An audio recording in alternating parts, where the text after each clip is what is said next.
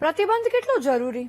બાળકો અને social media આ સંબંધનો જો સાચી રીતે ઉપયોગ થાય ને તો જબરદસ્ત છે, પણ ખોટી રીતે ઉપયોગ થાય તો ભારે ડેન્જર છે. પરિવાર બરબાદ કરવાની શક્તિ ધરાવે છે આ બાળકો અને સોશિયલ મીડિયાનો સંબંધ. નાના બાળકો જિજ્ઞાસુ હોય, અટેન્શન સીકર હોય અને માતા પિતા બિઝી હોય એટલે મોબાઈલ આપી દે કે એ લોકો એમાં મોબાઈલ કર્યા કરે અને ડિસ્ટર્બ ન કરે માતા પિતાને. પરિણામ social media addiction, mobile addiction. Mobile વગર જમી ન શકે, રીલ જોયા વિના ઊંઘી ન શકે. પછી ક્યારેક એક ઉંમરે જ્યારે બધા સવાલો થતા હોય ને મનમાં જવાબ ના મળે, ત્યારે પછી આગળ એવું કંઈક થઈ જાય મોબાઈલના કારણે, સોશિયલ મીડિયાના કારણે કે ન કરવાનું કરી બેસતા પણ વાર ન લાગે. ઓસ્ટ્રેલિયાએ એટલે જ બાળકો માટે સોશિયલ મીડિયા પર પ્રતિબંધ લાદી દીધો છે. હવે ભારતમાં 2 રાજ્યો એવા છે જેમણે આવો નિર્ણય લીધો છે. કયા રાજ્યો અને પ્રતિબંધ કેટલો જરૂરી, પણ સાથે જ આ એડિક્શનથી મુક્તિ કેટલી મુશ્કેલ, આવો જણાવીએ.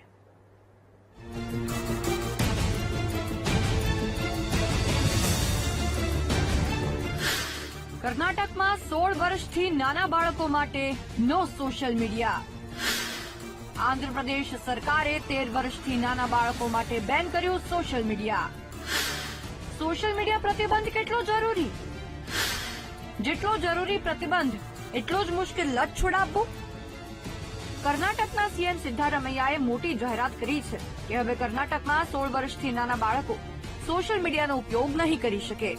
તો આવી જ રીતે આંધ્રપ્રદેશના સીએમ ચંદ્રબાબુ નાયડુએ પણ વિધાનસભામાં જાહેરાત કરી કે 13 વર્ષથી નાના બાળકો માટે સોશિયલ મીડિયા પર હવે પ્રતિબંધ. આ પ્રતિબંધ કેટલો જરૂરી છે, એક્સપર્ટ પાસેથી જાણો. બાળકો જે આપણા દેશનું ભવિષ્ય છે, આપણા દેશની કમાન એમના હાથમાં છે. જેઓ તેમનો કેટલો બધો સમય સોશિયલ મીડિયા પર કંઈક ને કંઈક સર્ચ કરવામાં કે ઓનલાઈન ગેમ્સ રમવામાં અથવા તો રીલ્સ જોવામાં અથવા મેસેજિંગ કરવામાં અને ગેમ્સ રમવામાં અથવા તો ક્યારેક એડિક્ટ થઈ જતા હોય છે અને એવી બધી બાબતોમાં પોતાનો સમય વેડફતા હોય છે.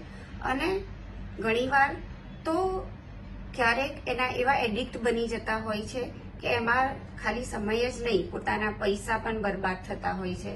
એના કારણે એમના પોતાના પિયર્સ જોડેના સંબંધ બગડતા હોય છે, મા બાપ સાથેના સંબંધો બગડતા હોય છે અને એમનું પોતાનું ભવિષ્ય, ઉજ્જવળ ભવિષ્ય બગડતું હોય છે અને અલ્ટિમેટલી એને કારણે એમનું પરિવાર અને આપણો દેશ, એનું ભવિષ્ય પણ બગડતું હોય છે. પ્રતિબંધ તો ચલો જરૂરી છે, પણ એ લત છોડાવવી કેટલી મુશ્કેલ છે. જે બાળકોને રીલ્સ વિના ચાલે નહીં, એમને અચાનકથી એમ કહી દો કે હવે નો સોશિયલ મીડિયા, તો એ કેવી રીતે આ પરિસ્થિતિનો સામનો કરે? સામાન્ય અમુક બાળકોને કદાચ એવું બની શકે કે થોડા ચીડચીડા થઈ જાય, ગુસ્સાવાળો સ્વભાવ થઈ જાય, કદાચ એમને અભ્યાસમાં થોડું મન ઓછું લાગે, ક્યાં એમને થોડી ઊંઘની તકલીફ પડે, ક્યાં થોડું જમવાનું ઓછું થઈ જાય. ઘણાને એવું હોય કે ફોન સામે લઈને બેઠા હોય કે આમ રીલ્સ જોતા જોતા જ ફોન જમવાની આદત હોય. એડિક્શનને ટ્રીટમેન્ટ પોસિબલ છે. તમે સ્કૂલના કાઉન્સેલરને મળી શકો, ઇન જનરલ તમે કાઉન્સેલરને તેના માટે મળી શકો, ઓર તમે સાયકેટ્રિસ્ટની જરૂર પડે તો એની પણ હેલ્પ લઈ શકો. સોશિયલ મીડિયા એક એવી વસ્તુ છે કે જો માતા પિતાનું ધ્યાન રહે તેવી રીતે તેનો ઉપયોગ થાય ને તો બાળક ભારે અપગ્રેડેડ અને જ્ઞાની બની શકે છે. નાના બાળકો હવે તો એપ્લિકેશન્સ બનાવવા લાગ્યા છે, પણ જો એનું ધ્યાન ન રાખવું પડે એટલે તમારા બાળકના હાથમાં મોબાઈલ આપી દીધો તો ભાઈ મુશ્કેલ થઈ જશે. બસ આ જ તફાવત જો સમજી ગયા તો ભારે નિયંત્રણોની જરૂર પણ નહીં પડે. સોશિયલ મીડિયા નહીં નડે, ઉપરથી ભવિષ્ય બનાવી દેશે તમારા બાળકનું.